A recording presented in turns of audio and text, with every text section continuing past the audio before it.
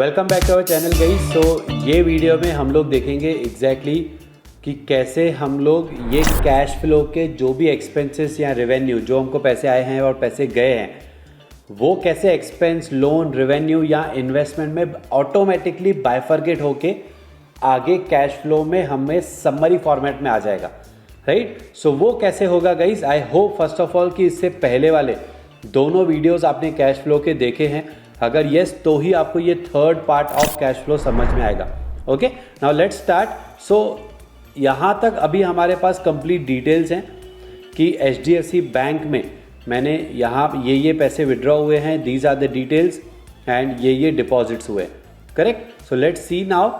अभी हमको क्या करना है गाइज, यहाँ पे we have to select one. Okay, क्या सिलेक्ट करना है।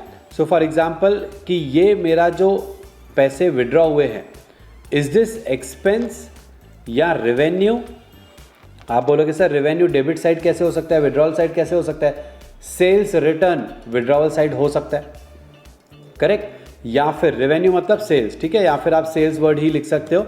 या फिर आपने किसी से लोन लिया है या लोन दिया है, राइट, नेट लोन का डिटेल्स। या फिर आपने इन्वेस्टमेंट किया है या इन्वेस्टमेंट से अमाउंट विड्रॉ किया है, राइट। सो ये हमको चारों बेसिकली समरी में चाहिए, राइट। अब गाइज ये देखो, सो ये है सेल्स, ये है एक्सपेंस, ये है लोन, ये है इन्वेस्टमेंट। अब इन्वेस्टमेंट में एग्जैक्टली FD में कितना है, डीमैट में कितना है, गोल्ड में कितना है, वो सब कुछ कैसे बाइफरकेशन होगा ये हम लोग नेक्स्ट पार्ट में देखेंगे। बट एज ऑफ नाउ आप ऐसे समझ के चलो कि आपके पास कैश फ्लो में सिर्फ यहाँ पे इन्वेस्टमेंट्स चाहिए, यहाँ पे सिर्फ लोन्स या लायबिलिटी, यहाँ पे एक्सपेंस, और यहाँ पे सिर्फ आपको रेवेन्यू चाहिए। सेल्स कितना हुआ है मेरा, right, only sales, expense, loans and investment, ये आपको बाइफरकेशन चाहिए। इसके बाद एक्सपेंस में कहाँ एक्सपेंस, इन्वेस्टमेंट में कहाँ इन्वेस्टमेंट, वो नेक्स्ट पार्ट में देखेंगे। ओके, सो इट मीन्स कि हमको यहाँ पे 4 पार्ट्स में डिवाइड करना है, किसको, कंप्लीट ये हर एक ट्रांजैक्शन को।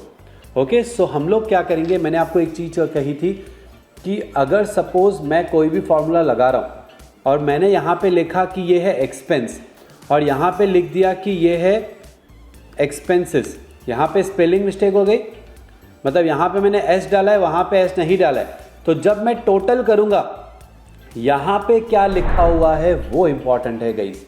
ओके, तो ये चीज़ हमें इंश्योर करनी है कि जो एक्सपेंस है तो पीछे एक्सपेंस ही लिखा होना चाहिए, नहीं तो कंप्लीट कैश फ्लो रॉन्ग हो जाएगा।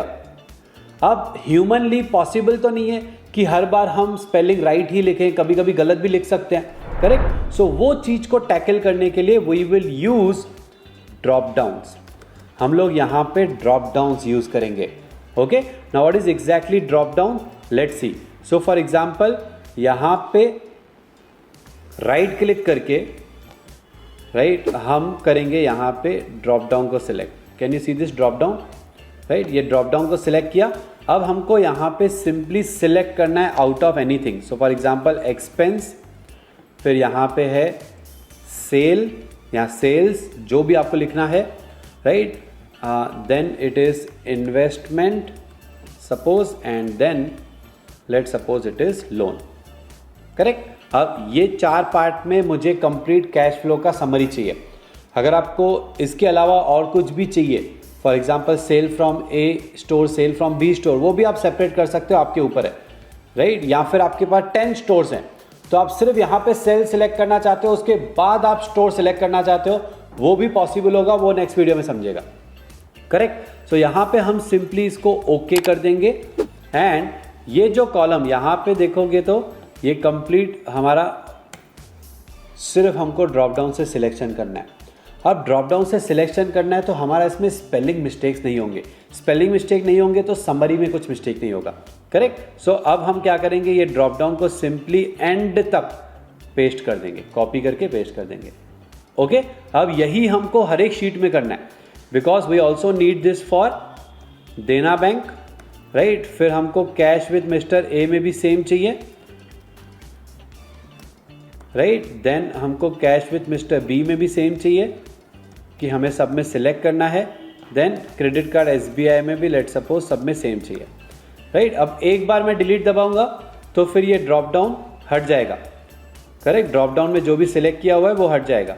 अगर 2 बार डिलीट दबा देंगे तो फिर ये कंप्लीट ड्रॉप डाउन ही हट जाता है, राइट। सो वो आपको ध्यान देना है।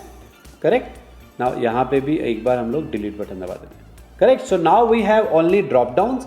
ओके, अब मुझे हर एक ट्रांजैक्शन पे सिर्फ वैल्यू डिफाइन करना है। फॉर एग्जाम्पल ये कुछ पेमेंट गया हुआ है तो ये एक्सपेंस है, अगेन ये एक्सपेंस है। लेट सपोज ये है मेरा रेवेन्यू मतलब सेल्स, फिर ये मैंने किसी को लोन दे के रखा है, फिर ये 70,200 is the expense, 40,994 let suppose is the investment, right. फिर मेरे पास ये पैसे आए हैं, अगेन ये सेल्स है, राइट। फिर ये है एक्सपेंस, फिर ये है लेट सपोज इन्वेस्टमेंट, फिर अगेन ये है लेट सपोज इन्वेस्टमेंट, ये 45,700 लेट सपोज है sales, right, whatever, sorry, या फिर सेल्स रिटर्न मान लो या फिर इन्वेस्टमेंट मान लो, राइट। फिर ये 16,688 late suppose it is expense, 6,000 मेरा सेल्स रिटर्न है। तो मुझे सेल्स रिटर्न नहीं लिखना है, मुझे simply debit side, withdrawal side sale है, मतलब ऑटोमेटिकली वो सेल रिटर्न है। ओके, इस तरीके से हमने कुछ भी लेट सपोज वैल्यूज डाल दिए, राइट। सिर्फ जो इनकम साइड है ना वहाँ पे मैं रेवेन्यू कर देता हूँ। ओके, अब हम लोग इसको कंप्लीटली देखेंगे कि how we will do the next step, मतलब एग्जैक्टली इसके बाद कैसे इसको हम समराइज फॉर्मेट में लेके आएंगे, राइट। मैं सिंपली कुछ भी यहाँ पे वैल्यूज़ फिल कर लेता हूँ क्विकली। यहाँ पे हम लिख देते हैं सेल्स, सिर्फ जो पैसे आए हैं वो सेल्स लिख देते हैं, ठीक है। यहाँ पे again we will write sales let suppose, correct. Then next cash with mister A, यहाँ पे दिस इज़ द एक्सपेंस, ये सारे एक्सपेंस हैं, और ये है sales.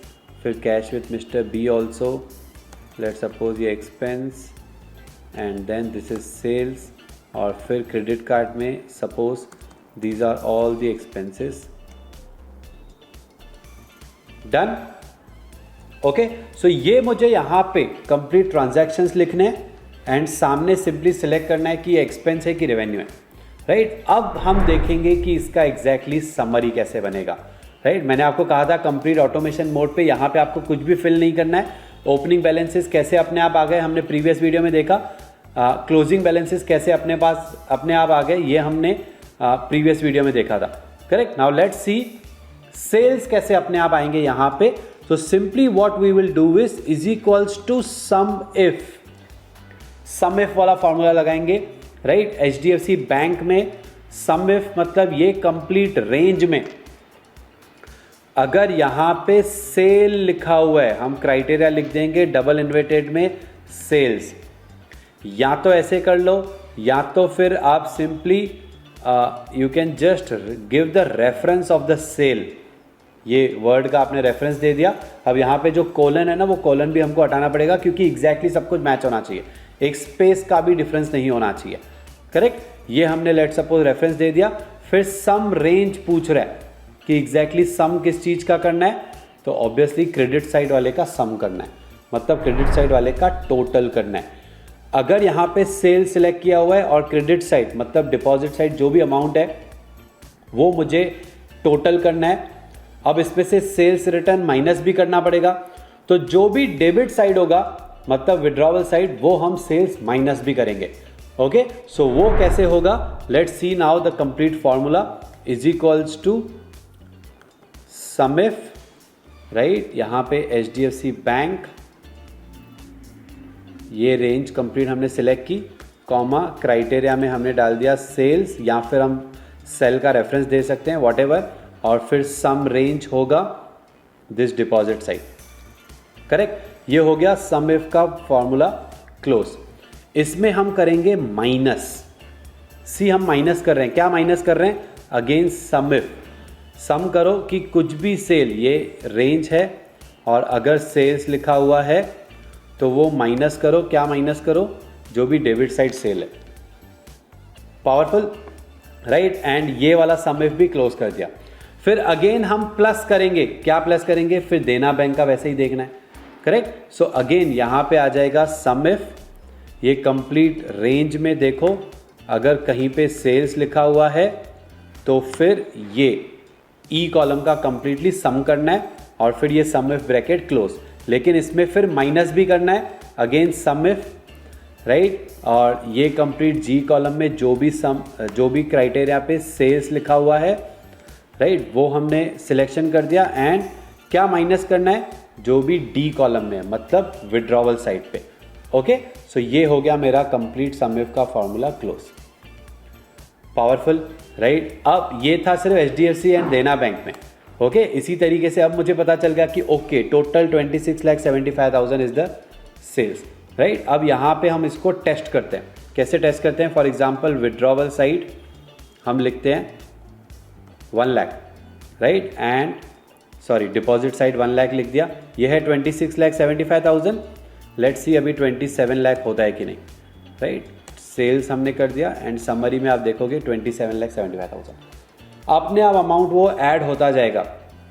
Again suppose 50,000 is the sales return, right. तो आप देखो यहाँ पे क्या है 27,75,000। तो suppose 75,000 is the sales return. हम चेक करते हैं अभी ये डिडक्ट हो रहा है कि नहीं, राइट। सेल्स हमने सिलेक्ट कर दिया and you will see 27 lakh, 75,000 deduct हो गया। सुपर। सो इस तरीके से हमने सेल्स ऐड कर लिया। इसी तरीके से हम एक्सपेंस का फॉर्मूला लगा देंगे, सिर्फ एक ही बार लगाना है, करेक्ट। फिर अपने आप हमको ये कंप्लीट समरी मिल जाएगी और लास्ट में हमको ये इंश्योर करना है कि समरी में कुछ भी डिफरेंस नहीं होना चाहिए। ओके, सो अभी आपके लिए एक छोटा सा होमवर्क है गाइस कि आपको ये बाकी के फॉर्मूलाज कंप्लीट करने हैं for the testing purpose, right. Next video में मैं आपको ये कंप्लीट फॉर्मूलाज दे दूंगा। इसी फॉर्मेट में आपको ये गूगल शीट बनाना है obviously. Okay, expense, loans, liability, investment. Next video में हम देखेंगे कि अगर मुझे सेल्स का डिवीजन चाहिए कि कौन से स्टोर में से कितना सेल आया है या एक्सपेंस में एग्जैक्टली कहाँ पे कितना एक्सपेंस हुआ है, राइट, वो कैसे हम डिफरेंशिएट करेंगे वो हम लोग नेक्स्ट वीडियो में देखेंगे। आई होप आपको समझ में आ रहा है गाइस। रियल टाइम आपको अपडेट मिल जाएगा कि ओके आपके पैसे कहाँ से आए और कहाँ गए। Powerful guys. तो नेक्स्ट वीडियो में मिलते हैं। I hope you enjoyed this video.